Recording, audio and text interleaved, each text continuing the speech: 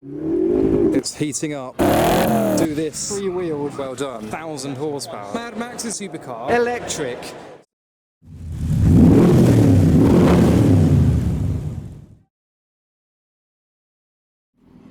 Hi, I'm Adam C and welcome to the British Motor Show and the Premier GT stand. The cars on this stand are actually just about to go out on a supercar parade, so I've arrived at pretty much the best time to watch them roll out. So we've got the GT40 first of all. They're all getting ready. 458 Spider, Aston Martin Vantage, the AMG GT is revving and the GT3 RS is not. Oh, there we go. We have the 650S, the 600 LT in red next up, and then the GT40 with a matching spec Ford GT behind it. So we're at Farnborough Airport today, so there will be planes making some noises as well as the cars making the noises.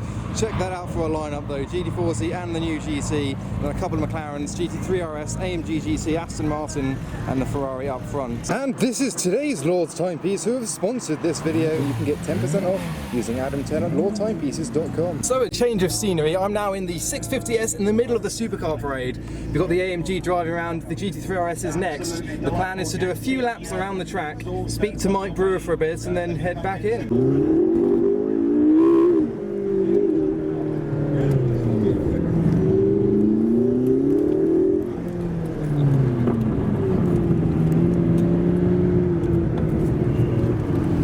This is just where it's at. This is the entry-level McLaren, but it's every inch a focused race car for the road. Do you know the 0 to 60? I think it's about 2.8, 2.9 seconds. So it's now time for a traditional rev off. Mike is getting all the cars to rev and the crowds to cheer.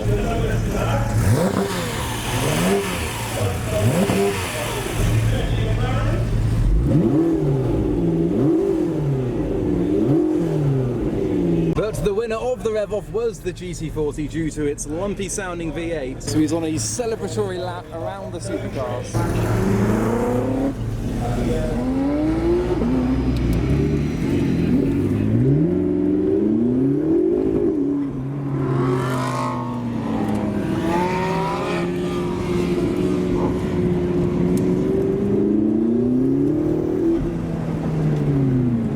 So that the cars are parking up, we've got both GTs. I think they're going to be parking next to each other in their matching specifications, or maybe either side of the Di Tommaso Pantera. And also on the Premier GT stand is the new petrol hedonism car, the Lamborghini Aventador Roadster with the Huber body kit in the gorgeous Viola Ophelia paint job. We also have this baby blue McLaren Senna next to a similar blue on the 765 LT. There's another Senna next door to that, as well as the AMG GT Black Series, which is in front of an SLR and an SLS. And finally the Diablo, which is idling away currently, which is opposite the Di Tommaso Pantera GT5 right at the start of the Premier GT paddock. But whilst Premier GT has such a vast collection of cars, there's even more over here. This is a bit of a classic car section. I can see a Golf gazebo over there.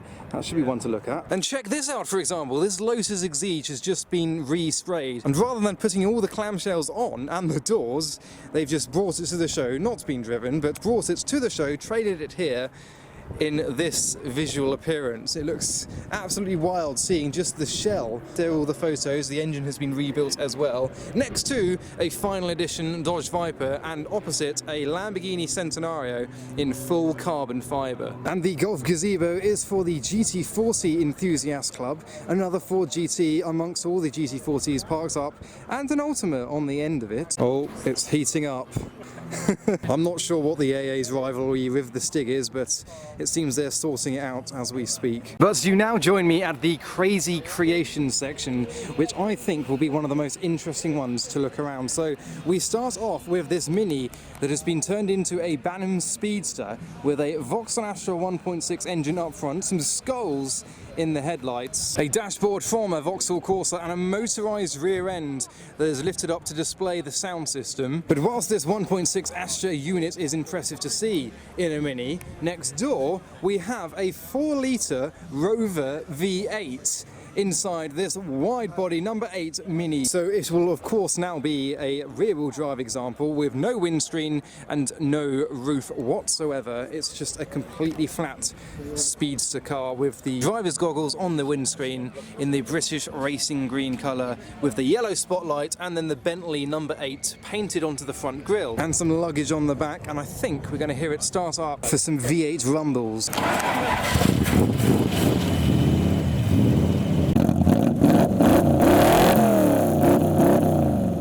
And the Mini next door still has its original Mini engine, however, it has been shortened and is also another speedster look on the number 6 car with the trip hazard exhaust on the rear. So due to its customization, the door is no longer door. You have to climb over, so it is a dry weather car. But beyond the lineup of Minis, we've got this Jensen with 800 horsepower, a big single turbo V8. So you notice that's where the air goes into the turbo, and that is where the air doesn't go because these vents don't vent. And we've also got this Mini, which has been painted in the same way as Tigger. And neighbouring Tigger, we've got even more Minis. We've got the Taxi, New York Taxi Mini, which has also been shortened like the one further down, and then this trailer, which is a 1,000-watt stereo. 1,000-watt stereo. I was trying to think of the words. So this trailer powers this trailer through solar panels. And of course you will notice they have both been made out of Minis. This one's got the rear end and the front end of a donor car. And beyond all of these, we've got this lifted Mini,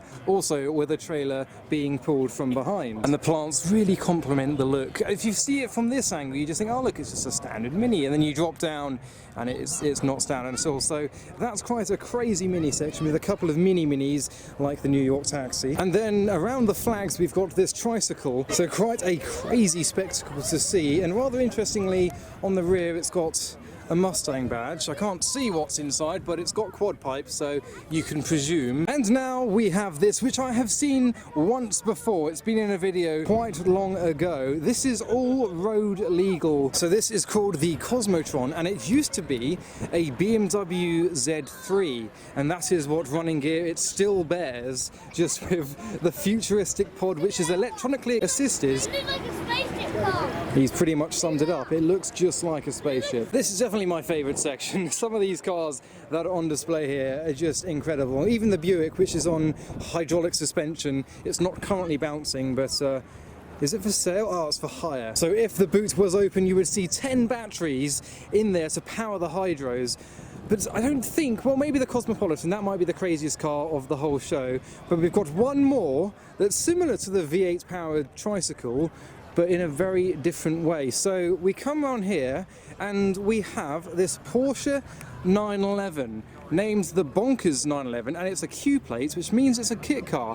Why is it a kit car? Well, as you can see, we come around the front. This is a Porsche 911 tricycle. So it's still got the 2 seats in the back that would be the 2 rear seats of the 911 shell, and then you sit on the saddle and ride it like a bike. So tell me, what do you think of this? Let me know in the comments. A Porsche 911 tricycle. When you think you've seen it all, something like this surprises you. Oh, I'm going to have to censor that. I presume it goes through MOTs as a bike, despite the fact that when you follow it, you think, oh, I'm just following an old 911. From the rear, it looks fairly standard. For me, this is probably the star of the show. I really want to know what you think of it. I mean, imagine this was a barn find 911. Is this a good solution? If you've got like a damaged front end, just kind of get rid of it, or maybe mount the front end on your bedroom wall or your living room wall or your house wall, and then just do this, make it into a tricycle. It's something that I don't think has been done before.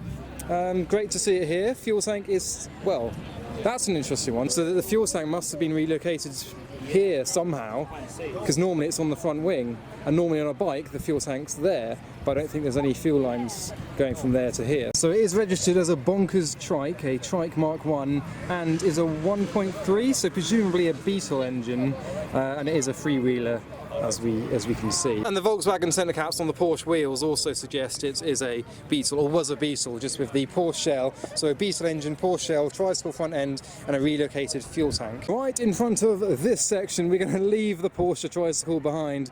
We've got a Ferrari 488XX camera car. That is quite a setup on a rig that is presumably bolted to the chassis down there. on the challenge car. So we have an electric car section with a Sinclair C5, which is pedal assisted, and behind that we've got an electric 2CV called the 2C EV, which is very clever. So you've got the lead coming from the rear wing, and there you go, there's the electric motor. So that's that. I'm also liking the C4 in the rally livery, Sebastian Loeb. And you got the spoiler on the spoiler, so the spoiler spoils more than the spoiler originally would have done without the spoiler on the spoiler. We've even got an opportunity of a sticker showcase. No cheese, baguettes or wine left in vehicle overnight. We are really enjoying the quirks of all the Citroens on the Citroen Owners Club. There's a few 2CVs and other vehicles that I don't know about further down. I love how in the front they've managed to fit the engine, the battery and the spare wheel all together. And there's space for a toolkit. You could put a supercharger there. You could probably put a fuel tank in there as well. Who needs a boot? The interior looks like a teddy bear of a 5-year-old that's been in the family for generations. The handbrake is hilarious too. It's that handle there. There you go, you pull that deploys the handbrake. And on this stalk, you've got the horn, you've got the indicators, you've got the lights controls, you've got the single spoke on the steering wheel, and then another stalk over there for fog lights and heated windows. These chaps have had their teddy bear picnic in a less than ideal area. They've had a parking notice on the windscreen of their Bentley, matching the big Bentley over here. We've got Henry and Harriet and their champagne. And another little and large section without a parking ticket, but again with a picnic setup. They've got some Bentley napkins and a motorised globe. Ah, here we go. As we say, every yellow car either has a Minion, Pikachu, a banana, or something else that's popular and yellow. This one's gone for the Minion look. As we were saying, this yellow Dodge Challenger has got a Minion hanging from the rearview mirror, whereas this blue Plymouth has got a TARDIS. Ah, we have another yellow car, a Camaro with a ZL1 badge. Oh, it's a ZL1. I didn't know they had more of these, but this one's gone for the Bumblebee Transformers look, as is obvious due to the fact that it is a Camaro. We've got some 3 spokes like a Viper and a bullet hole like a Viper, American things. And next, we're going to rock down to Electric Avenue, but bear with us because there will be a few interesting specimens within this building. So we start with some ducks on what appears to be a road-going catamaran. And as I'm sure you know, I've got a Cobra replica, but AC Cars are back with a new Cobra. It's called the Series 1 Electric. So this is an electric Cobra from AC Cars. So it is the narrow-bodied 289 shape, but no longer has a 289 in it. It's an electric-powered Cobra. This could be the future, but I'm willing to stay in the past. So let me know, would you be seen in a car like this? The trouble with this though, is when driving one of these on the motorway, people wind down their windows to hear the sound of your V8, and this is just going to disappoint a lot of people. But I suppose when the time comes that we're no longer allowed to use petroleum, this could be a solution. And alternatively, here's another view of the future, a modified Tesla. So this has been wrapped in blue with a character from the Muppets to go with that blue colour. And then we've got a ducktail lip on the back, sat pretty nicely on the set of rims as well. Apparently it's oil over. Well, we are now out of the electric section and we're witnessing a 3-wheeled Micra. Well, it's temporarily 3-wheeled whenever he goes around the corner. That is just bizarre. Now I wish this was true, but this one is his, this one is hers, and this one is mine. It's not. Now I don't often look at the Range Rover and Land Rover sections, however this one deserves a bit of a feature. So we've got the wooden decking in the back, tailor-made. In the rear seats we've got the iPads and the keyboard so you can do your business with your champagne. Wooden tables, a teddy bear, very elegant. It smells nice too. They really are lovely places to be. And have a look at this Godfrey Nash with its single headlight. We've got the peeing boy emblem on the top of it and the V-twin, and you can see all the gears and linkages and the total loss oil system. So the oil just splashes out from the rear as you drive along. And another little quirk is this speedo from a bicycle. And of course we now enter the MGB section, starting off with this car with the bash bar and spotlights on the front. You've got the very long aerial on the wing, which has been supported by 2 brackets, and then the extended length rear bumper to fit in the fuel cans. So this car in 1968 drove from London to Sydney in 10 days, 10,000 miles in 10 days, hence the setup. Oh, someone has turned a Reliant Robin into a DeLorean, even with the hoverboard in the back. The exhaust is questionable, but we've got the DeLorean doors and even almost DeLorean interior. That is very well done. But we have one more section to look at, which is an indoor section with a Huracan STO. So here is Lamborghini Pangborn's example of their STO on display. We have this Ford Mondeo sound car, which has covered its rear just so that we can see that it's been taken up by speakers, and it's for very short people. You'll notice that's not a very tall seat. And here we have a modified 370Z Roadster in like a satin copper with a carbon front end. Check that out.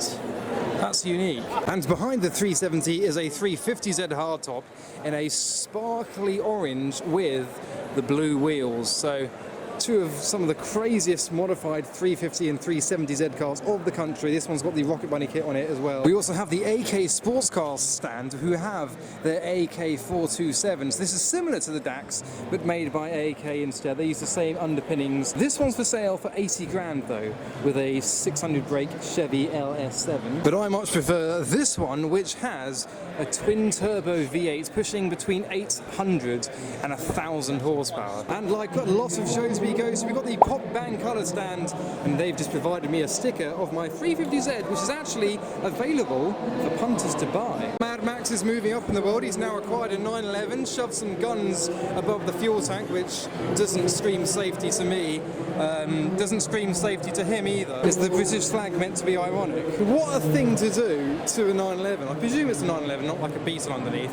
I don't know, but that's crazy. We've got a Qashqai owned by a very forgettable gentleman. And over here we have this Keating Barouse, which is a British-made supercar with a claimed 0 to 60 of 2.4 seconds, can go 230 miles an hour. This is the mid-mounted V8. This is all that I've been told. I actually knew nothing about this car before today. I think this was revealed in 2017 and maybe is now making a comeback. So what do you think of this? And we conclude the show in one of the best lineups of the day. So we start off with this Ferrari Enzo. You'll also notice this Enzo has a 12-cylinder V12 as opposed to these V12s that have fewer cylinders than 12. I don't know why they've put that in. It's like writing an essay trying to get a bigger word count.